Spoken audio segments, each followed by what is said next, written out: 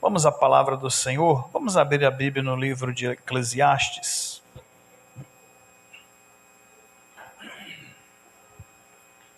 Livro de Eclesiastes, capítulo 11, versos 9 e capítulo 12, versos 1. Eclesiastes 11, 9 e 12, 1.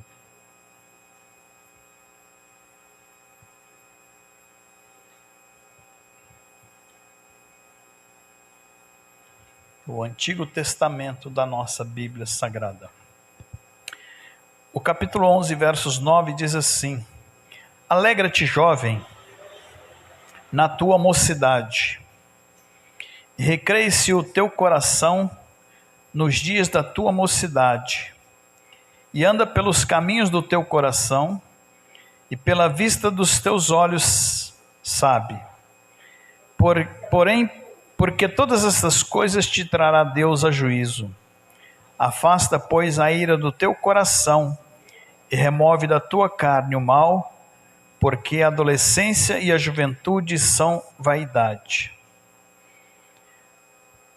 Lembra-te também do teu Criador nos dias da tua mocidade, antes que venham os dias maus e cheguem os anos dos quais venha dizer: não tenho neles contentamento.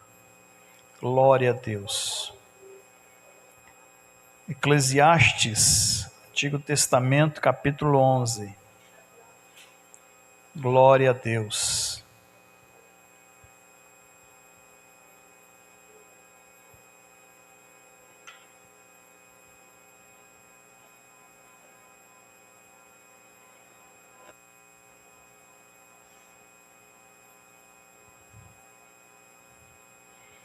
Assim, a introdução, a palavra do Senhor, nós temos aqui, nessa noite, o ensinamento de alguém que teve experiências com Deus, como poucos tiveram.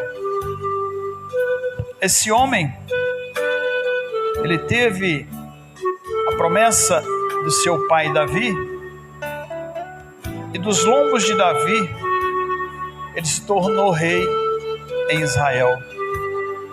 E ele se tornando rei, antes que ele fosse levantado ao trono para dirigir uma nação, o Senhor se apresenta a ele e faz a seguinte pergunta: o que você quer que eu te dê para que você tenha um bom reinado?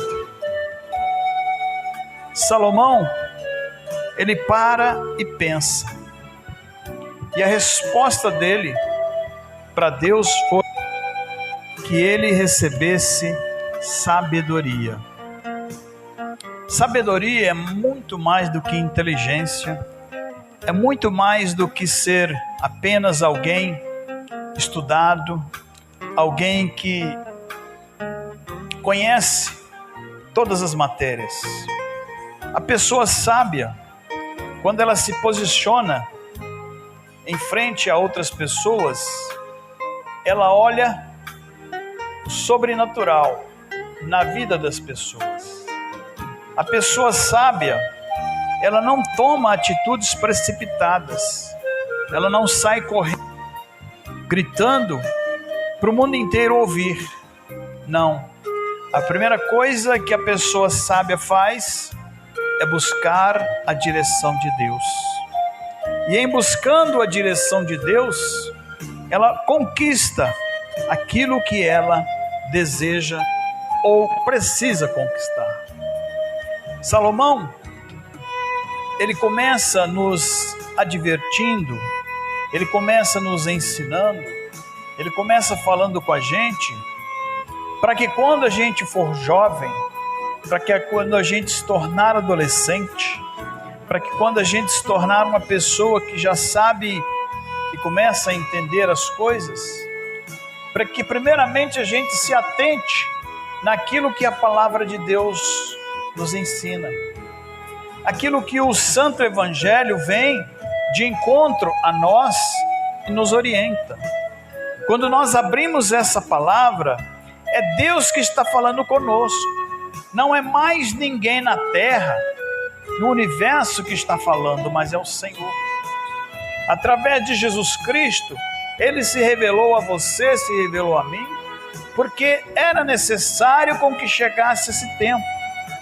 E quando nós formos jovens, quando nós formos adolescentes, faz-se muito e mais necessário nós atentarmos aos ensinamentos dos nossos pais e dentro da palavra de Deus.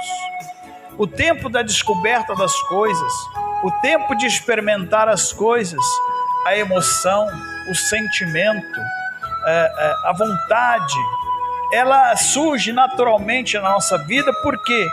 Porque faz parte da nossa natureza a curiosidade em descobrir coisas novas.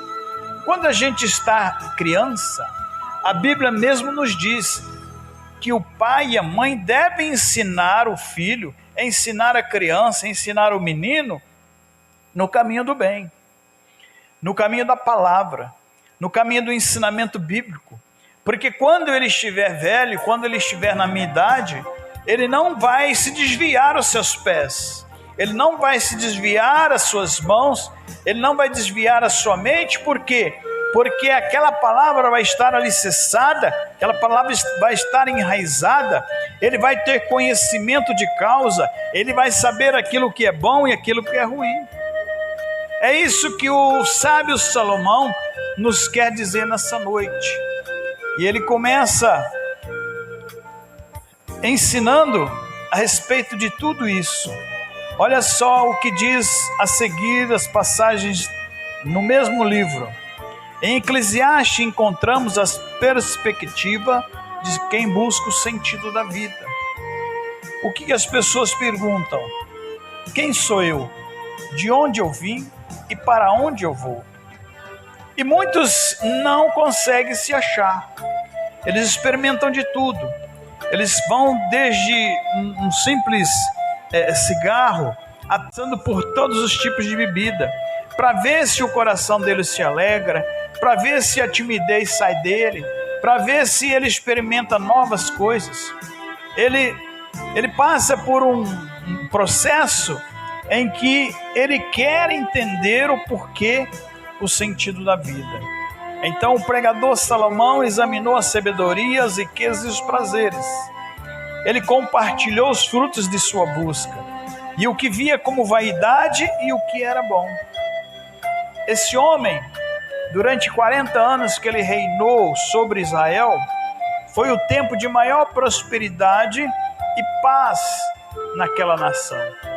Os inimigos em derredor sempre procuraram motivos para conquistar aquele povo e fazer dele escravo. Mas a promessa de Deus sobre este homem era de que ele teria um reino de paz e um reino de prosperidade. Por isso que ele pediu a sabedoria para cuidar do povo, e Deus deu exatamente aquilo. Se ele quisesse destruir os inimigos que estavam em derredor, Deus também faria isso. Daria um exército grandioso, daria munição, daria condições para que eles destruíssem os inimigos e fizessem deles escravos. Mas ele queria viver em paz. E é isso que nós tanto buscamos, paz de Deus para as nossas vidas. Aleluia. Para os jovens, ele ofereceu as seguintes exortações: alegre-se na sua juventude, remova a tristeza e o mal de sua juventude, lembre-se de Deus em sua juventude, reflita sobre o que está por vir. O que acontece? Quando Davi foi chamado para ser rei em Israel, ele foi pai de Salomão. Houve um período da vida dele em que ele praticamente não cometia erros, ele não cometia pecados, ele não desobedecia seu pai, não desobedecia sua mãe. O interesse dele era em tocar a sua harpa cristã. E com isso, o louvor que ele entoava na sua juventude, na sua adolescência, chegava às narinas de Deus como um cheiro, como um perfume suave, como um perfume maravilhoso. E Deus se agradava tanto daquilo, que quando o profeta foi enviado à casa do pai de Davi, Jessé, ali estavam os seus irmãos, muito fortes, muito habilitados para a guerra, muito preparados para dirigir a nação, olhando por fora. Mas Deus não olha você por fora, não. Ele olha o que está dentro de você. Ele olha a sua mente. Ele sabe se você está dizendo uma mentira ou você está falando a verdade. Ele sabe se o seu coração é dele ou se ainda não é. Ele sabe de tudo antes mesmo que nós venhamos abrir a nossa boca para entoar um cântico desse. Se o nosso coração for sincero, se as nossas lágrimas não forem lágrimas de crocodilo, mas forem lágrimas de amor, o nosso louvor vai chegar até Ele, e de lá Ele vai enviar a sua bênção sobre as nossas vidas. Porém, se nós apenas fazemos por fazer, por cerimônia, nós fazemos porque, hoje eu vou na igreja porque eu não tenho lugar para ir. Não, é o contrário. Eu vou na igreja porque eu não quero ir para outro canto a não ser a presença de Deus. Glorificado seja o nome do Senhor. Eu duvido que muitos jovens discordassem da primeira exortação: alegre-se na sua juventude. Eles alegremente se alegram em sua juventude.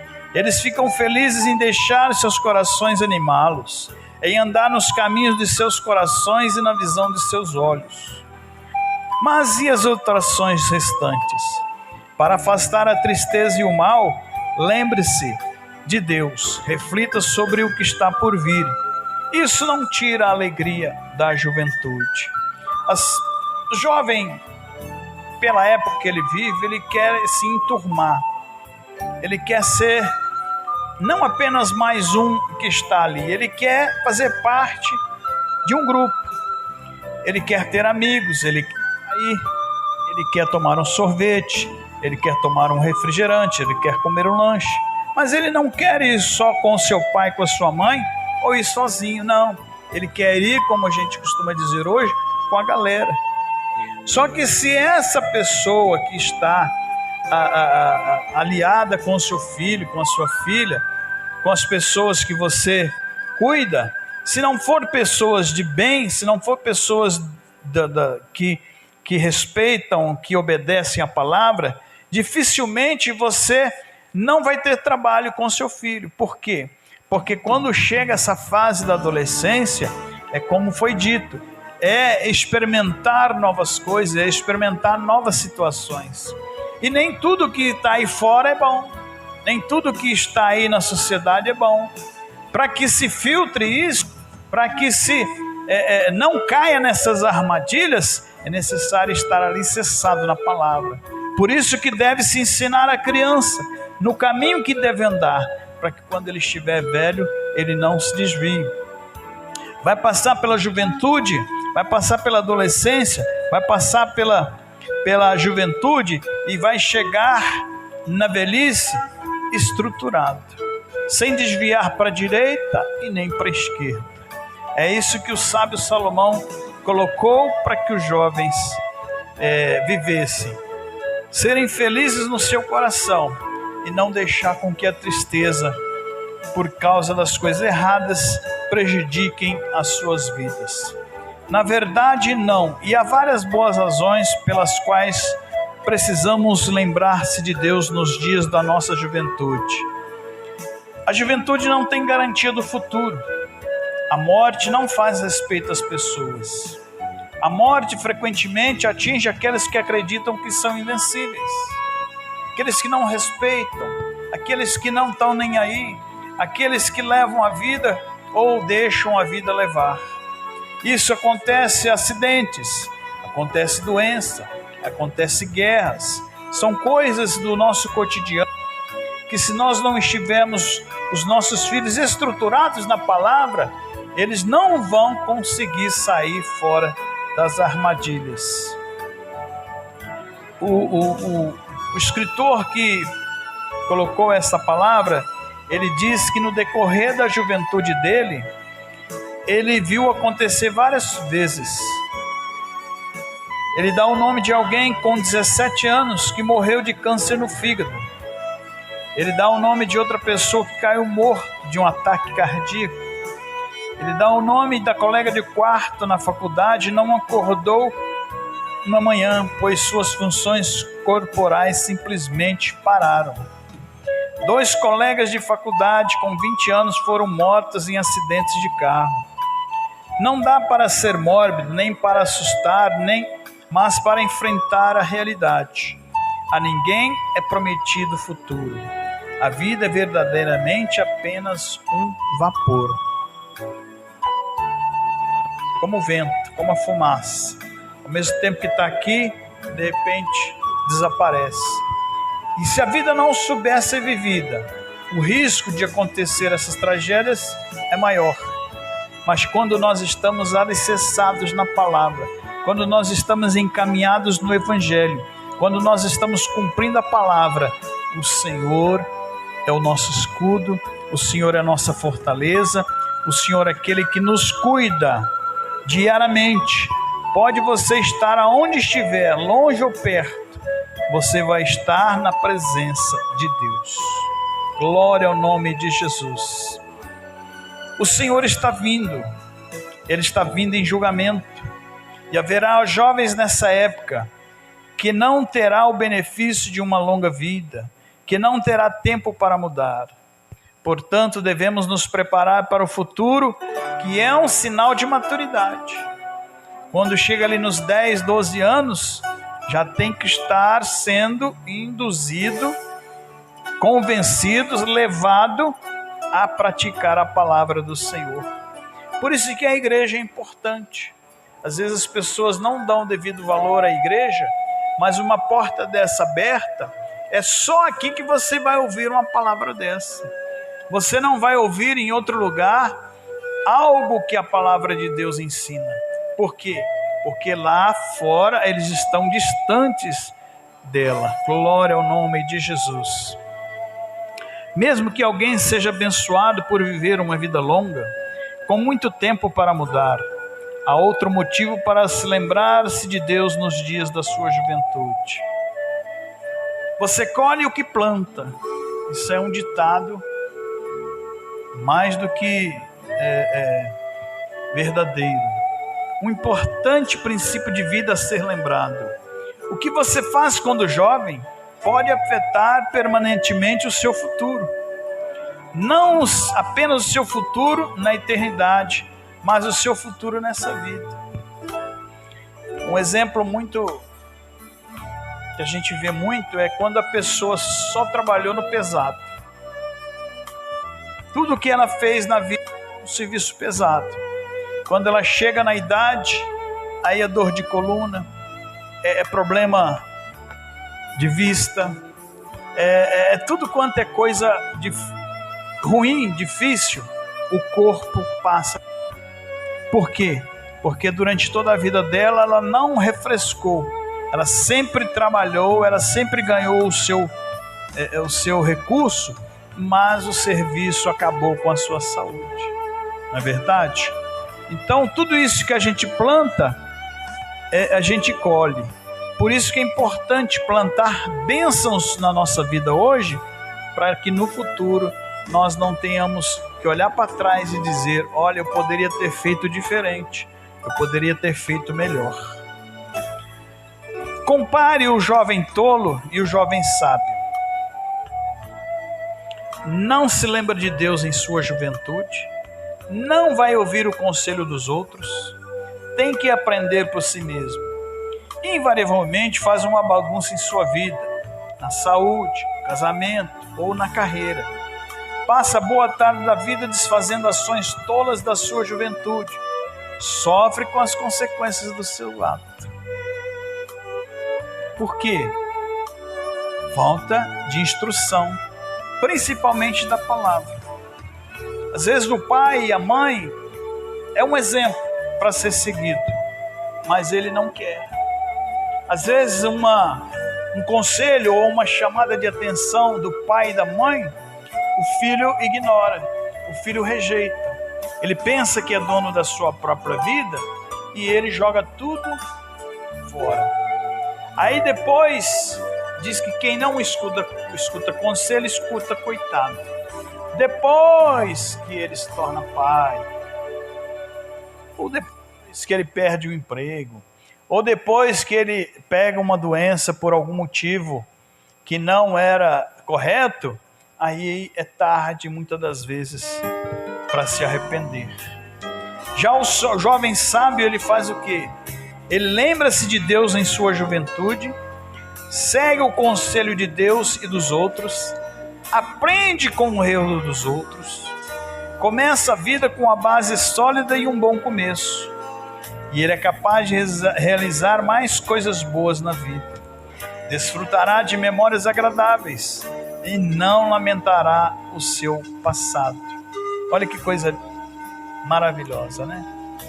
Por isso que a instrução da palavra é aquela que tira você do caminho torto, tira do caminho errado e coloca na presença de Deus.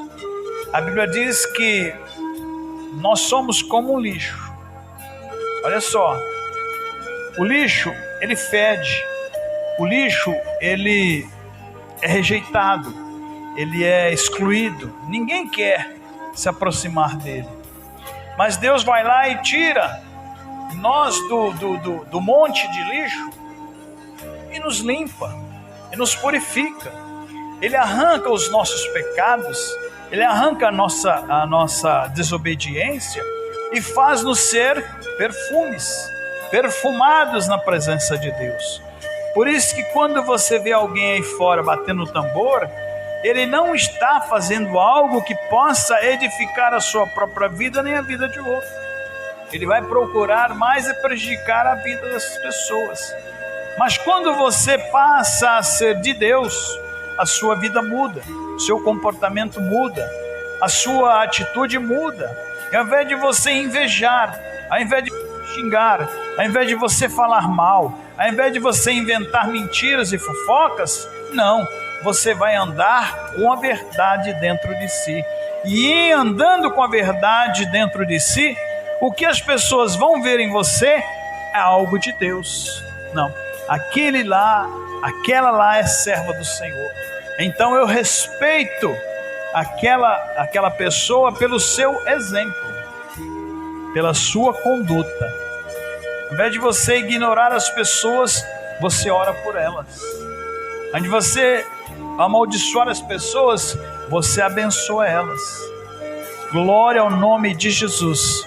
Isso tudo passa pela nossa juventude. Aprendendo ali, nós vamos colocar em prática quando nós estivermos, aleluia, vivendo até nas adversidades. O jovem sábio mostrará a sua sabedoria, semeando as sementes da rebelião? Não. Os jovens muitas vezes tendem a se rebelar contra todas as formas de autoridade, pais, professores, polícia, etc. No entanto, Deus ordenou que nos submetamos às autoridades. A primeira autoridade é dentro da nossa casa, porque é ali que a gente come, é ali que a gente veste, é ali que a gente mora, é ali que alguém cuida de nós. Então, se nós não formos debaixo dessa autoridade, vai ser muito difícil lá fora, porque lá fora é que nós não vamos respeitar realmente, porque muitos jovens dizem assim: você não é meu pai, não é minha mãe, então quem é você?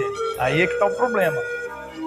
O pai e a mãe muitas das vezes fala, repete, fala de novo, às vezes agrada, às vezes chama atenção. Lá fora não, lá não tem isso. Lá é a lei da madeira, né? Aí que é complicado. A rebelião contra a autoridade fez com que muitos jovens passassem anos na prisão.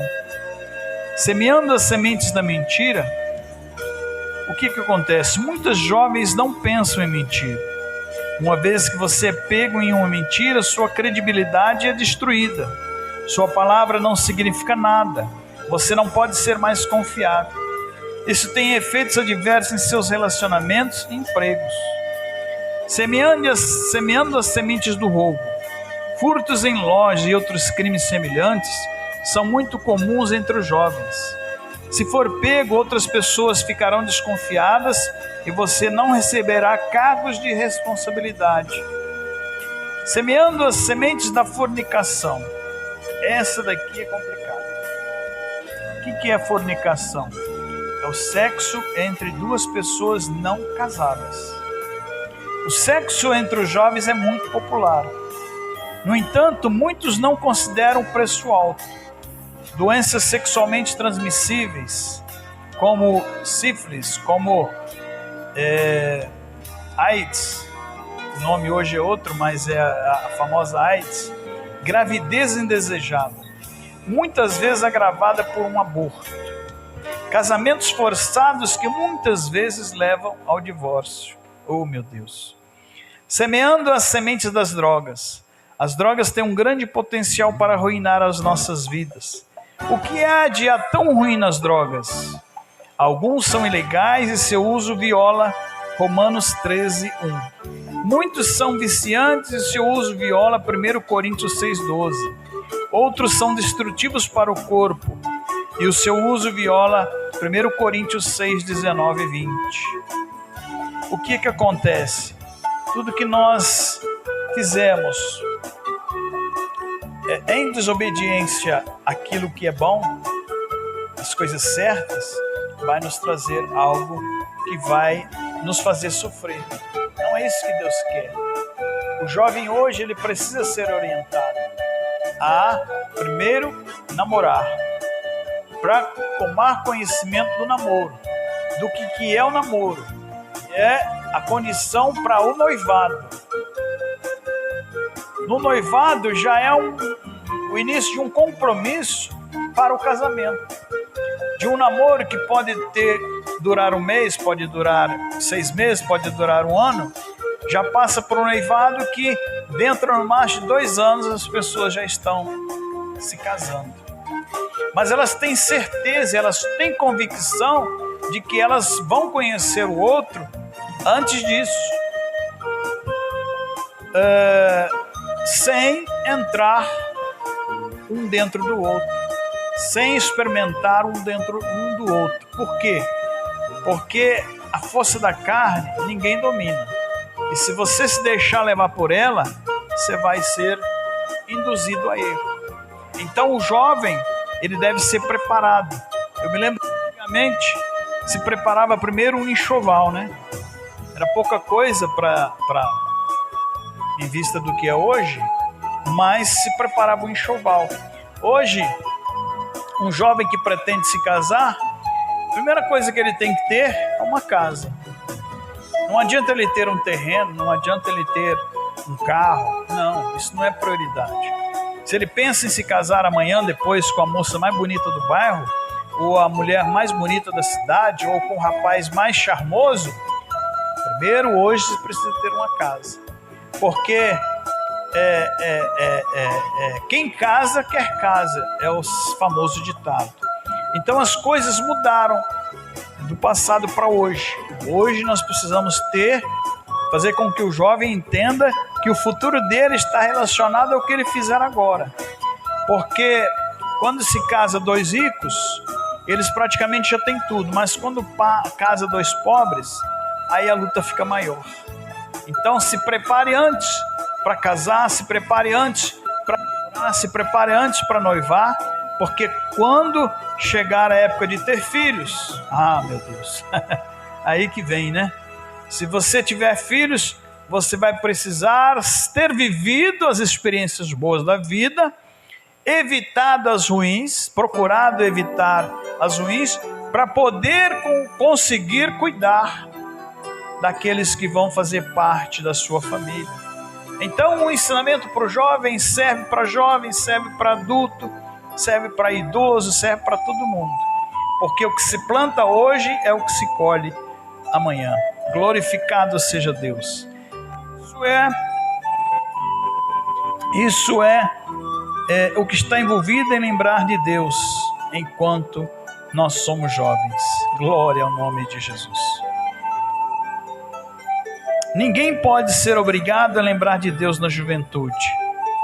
Só podemos apontar os perigos quando não podemos lembrá-los dos benefícios quando se faz. Mas uma coisa é certa, Deus se lembrará. Deus o levará a julgamento por tudo que você faz. E é por isso que se deve temer a Deus e guardar os seus mandamentos. Você vive apenas uma vez. E você, fazendo a escolha certa, é lembrar-se de Deus nos dias da sua juventude. Se fizermos isso, seremos bem-aventurados. Se fizermos isso, teremos na nossa vida a riqueza da abundância e da alegria. Por isso que a palavra do Senhor é o nosso norte. A palavra de Deus é o nosso alicerce, é a nossa estrutura, é a nossa raiz, é o nosso embasamento. Procure sempre ser orientado por Deus através da sua palavra. E procure sempre orientar alguém da sua família, seja os seus filhos principalmente, dentro da doutrina da palavra, para que Deus possa fazer parte da nossa vida. Fiquemos de pé, vamos orar a Deus, vamos agradecer ao Senhor por essa mensagem. Glorificado seja o nome do Senhor. Desto parlatuneshes bayet no cora sevetayet nemastana. Glórias de pessoa parlatudeque deixas maia. Glorificado seja Deus. Senhor nosso Deus, Senhor nosso Pai. Em nome do teu Filho amado Jesus Cristo, Deus de poder, de graça, de bondade e de misericórdia, estamos aqui nesse momento, Senhor, para sermos ungidos pelo Teu Espírito Santo, para sermos preenchidos pelo Teu Espírito Santo, para sermos fortalecidos pelo Teu Espírito Santo. Venha, ó Espírito Santo, sobre as nossas vidas agora. Venha preencher, meu Pai, o nosso coração de alegria. Venha preencher a nossa vida, meu Deus, com o Teu amor. Venha preencher com a Tua bondade. Venha preencher com a Tua misericórdia. Venha manifestar, Senhor, a Tua graça sobre nós. Precisamos de Ti, Senhor, para vivermos uma vida abençoada. Precisamos de Ti, Senhor, para sermos nessa terra sal e luz, meu Pai. Precisamos da Tua direção, ó Deus, para podermos caminhar em triunfo e em vitória. Precisamos, ó Pai, da Tua glória manifestada em nossas vidas, para que nós possamos evitar o erro, para que nós possamos evitar o pecado, para que nós possamos evitar o caminho do mal, Senhor. Ó Espírito Santo do Senhor Jesus, Tu no dia de Pentecoste desceu sobre aquela igreja, desceu sobre aquela comunidade, aquele povo, Senhor, foi preenchido pelo Teu poder, e por isso eles puderam glorificar o Teu nome, puderam bendizer o Teu nome, puderam dar graças ao Teu nome, porque ali estava se cumprindo na vida deles, meu Pai, o derramamento da promessa, Senhor, sobre a vida deles. E a partir daquele dia, aqueles homens e aquelas mulheres se tornaram intrépidos, se tornaram corajosos, se tornaram, meu Deus, destemidos. Muitos deles, Senhor, saíram pregando a Sua palavra, saíram dando testemunho do Teu amor, aleluia. Então, meu Pai, preenche-nos nessa noite, visita, Senhor, a nossa vida, venha batizar com Teu Espírito Santo a cada um de nós, venha, Senhor, fazer morada dentro de nós, venha converter os nossos corações, Senhor, para sermos obedientes à Tua palavra, para sermos obedientes ao Teu Evangelho. Vem, Espírito Santo, manifestar a Tua glória. Bendizemos o Senhor, exaltamos o Senhor, damos glórias a Ti, aleluia. Damos graças ao Teu nome, aleluia. Bendizemos ao Senhor, glorifica o nome dEle, adore o nome dEle, diga que você o ama, diga que você o quer, diga que você quer ser participante dessa glória, enquanto muitos aí fora estão perdidos, enquanto muitos aí fora estão desesperados, nós estamos aqui no conforto do Pai, na presença do Pai, nós estamos aqui na casa do Pai, e aqui a abundância de alegrias, não há outro outro pelo qual nós possamos e devamos ser salvos, a não ser pelo Senhor. Aleluia. A tua glória, Senhor, a tua presença, meu Deus, é tudo que nós precisamos.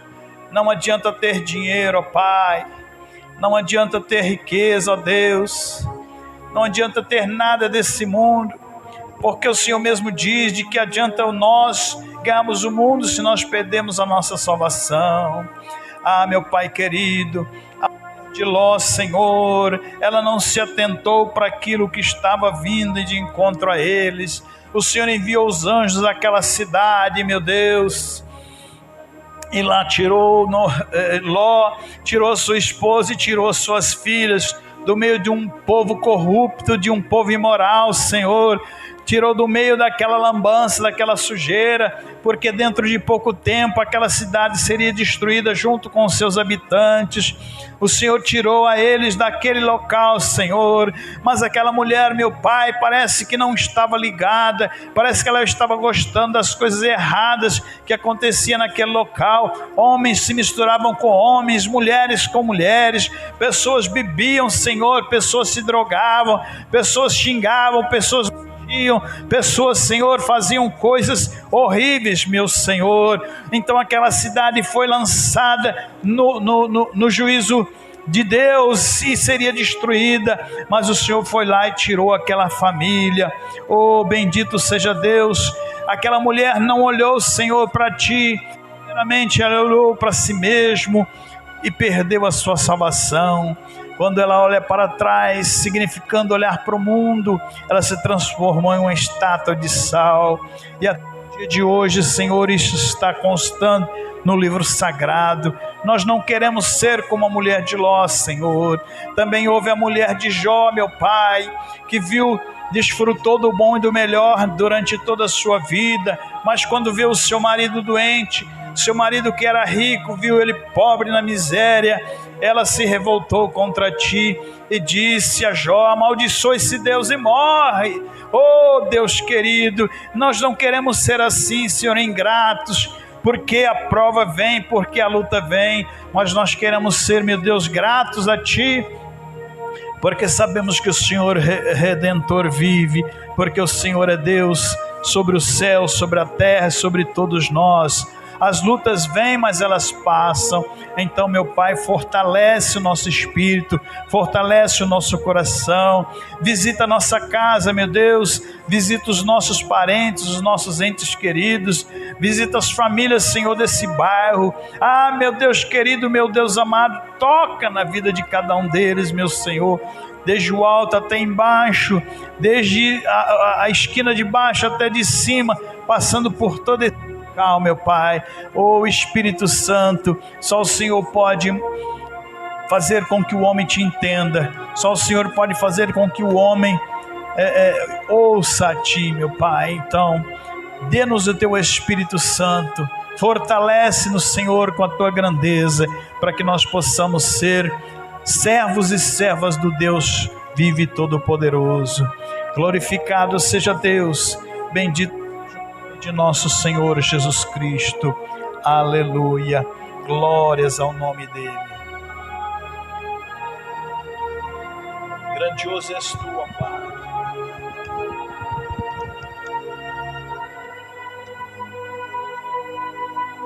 Grandioso é o Senhor, pelos livramentos que tu fizeste na nossa vida.